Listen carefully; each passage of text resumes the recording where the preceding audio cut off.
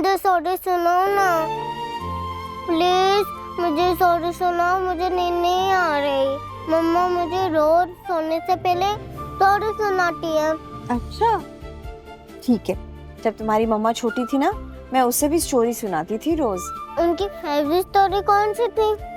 कृष्ण जन्म की। मुझे भी वही स्टोरी सुननी है।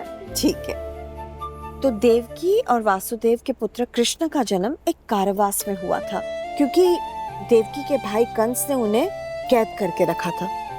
इसलिए कृष्ण जी के जन्म होते ही देवकी मैया ने उन्हें यशोदा मैया के पास भेज दिया। ये तो मुझे पता है। कृष्णा जी के टूटू मम्मा होते हैं, एक यशोदा मैम और एक देवकी मैया। राधिका मम्मा ने बताया था। अच्छा, वेरी गुड।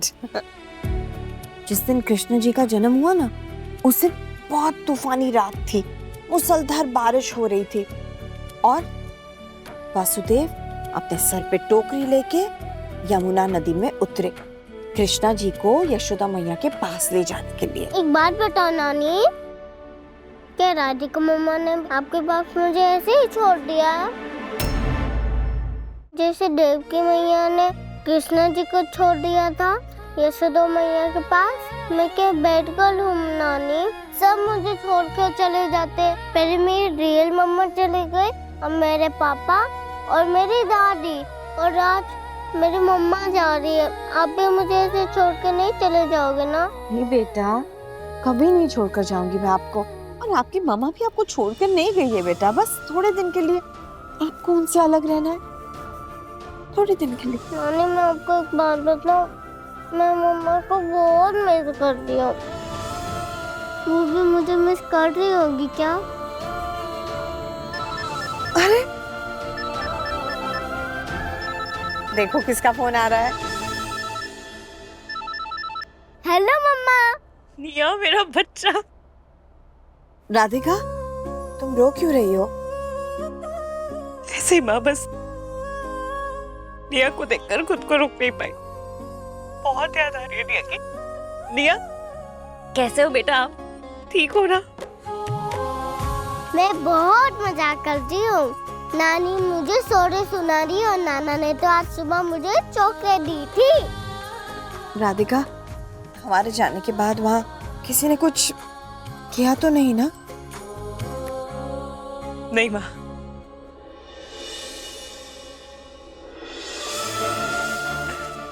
निया, आपने कुछ खाया बेटा?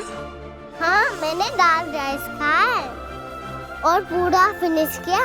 क्यों बताऊं? क्योंकि नानी ने मुझे हाथ से खिलाया था अपने। अच्छा, मतलब आपको मम्मा की याद नहीं आ रही है? नानी इतना दुलार कर रही है? इतनी सी आ रही है। अच्छा एक बात बताओ, वीर अंकल कहाँ है? ओह वाओ, वीर अंकल का कॉल आ रहा है। आप दोनों साथ में नहीं हो क्या? निया। हेलो वीर अंकल। ए गुड़िया, कैसी हो? सो तो नहीं गई थी? अरे मम्मा से बात कर रही थी। अच्छा एक बात बताओ वीर अंकल, 15 दिन आज से शुरू होते हैं ना? मीन्स कल में जब उठोगी तब 14 दिन बाकी रहेंगे।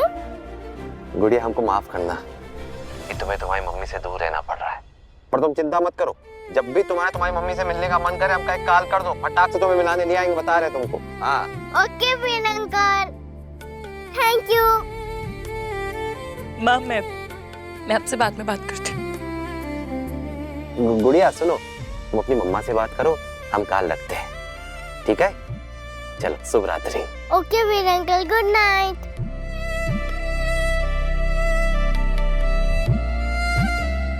वीर को भी तभी फोन करना था जब मैं निया से बात कर रही थी। चलो बेटा, अब बहुत रात हो गई है, हम भी सो जाए। 15 कहा है? 15 होने नहीं देंगे अब। गुड़िया तुमको तो उससे पहले ही घर ले आएंगे। आज गलती से ही सही, पर तुम्हारी मम्मा ने हमें तुम्हारे पापा कहा है, अरे अपना जी जान लगा देंगे तुम्हारे अच्छा पापा बनने में, वादा करते हैं।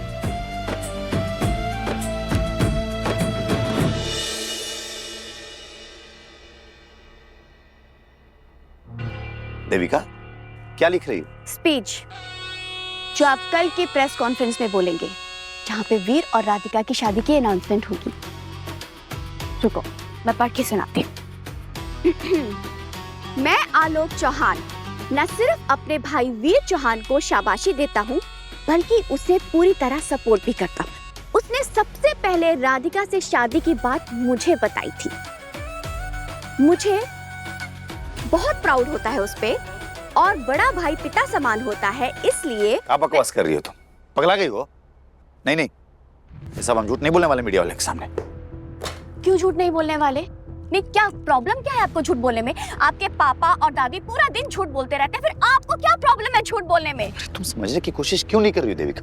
अगर ये सब बोलेंगे तो दादी और पापा जो है नाराज हो सकते हैं। समझने की कोशिश करो तुम। बस आलोक जी, बिल्कुल ऐसे ही जिंदगी भर अपने दादी और पापा के पीछे दुम बना करके खड़े रहना, अपने लिए कभी कुछ मत करना। अरे अगर कहेंगे पूछेंगे तो बोल देना कि मैंने जो भी किया वो चुनाव के लिए किया। और एक बात बताइए, वो खुद क्या करते हैं? वो राधिका के घर में इंसल्ट करेंगे, उसे नीचा दिखाएंगे, और जब वो मीडिया के सामने जाएंगे उसकी तारीफ करेंगे। वो खुद भी तो यही करने वाले हैं आलोक।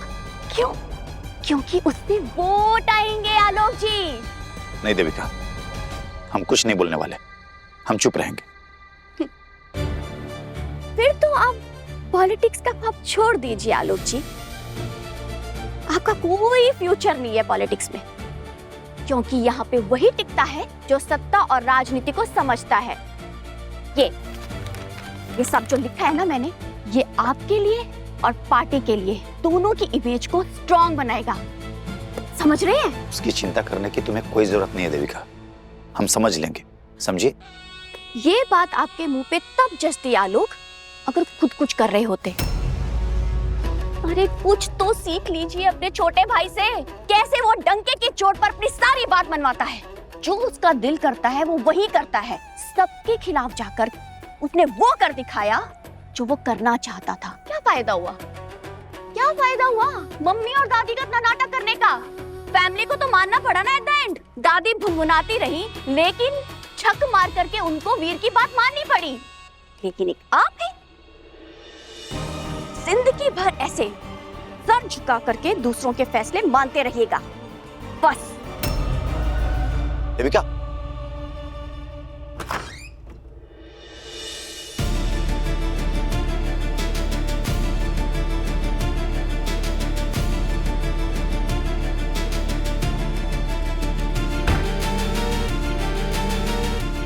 क्या हुआ?